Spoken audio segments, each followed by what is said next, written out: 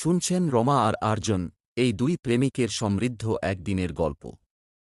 রমা আর আর্জন এর প্রেম সৃষ্টি হয়েছিল এক বৃষ্টির রাতে।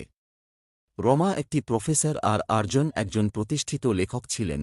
একদিন এক বৃষ্টির রাতে তাদের পথ কাটল একটি অসুস্থ ব্যক্তির বাস্তবায়নে। রমা তার কাছে পৌঁছাল একটি ঔষধ দেওয়ার জন্য, এবং সেই দিন থেকে তাদের মধ্যে একটি অন্তর্সংযোগ সৃষ্টি হয়। তাদের প্রেমের সৃষ্টির সঙ্গে সারা শহরে ছড়িয়ে তাদের প্রেমের গল্প। রমা আর আর্জনের মধ্যে প্রেমের সম্পর্ক এমন যে সারা শহর আলোচনা করতে থাকে। একে অপরকে বোঝাতে হয় না যে সবাই তাদের প্রেমে আঘাত পাচ্ছে। একটি রঙিন বসন্তে রমা এবং আর্জন একটি বাগানে বসে আছে।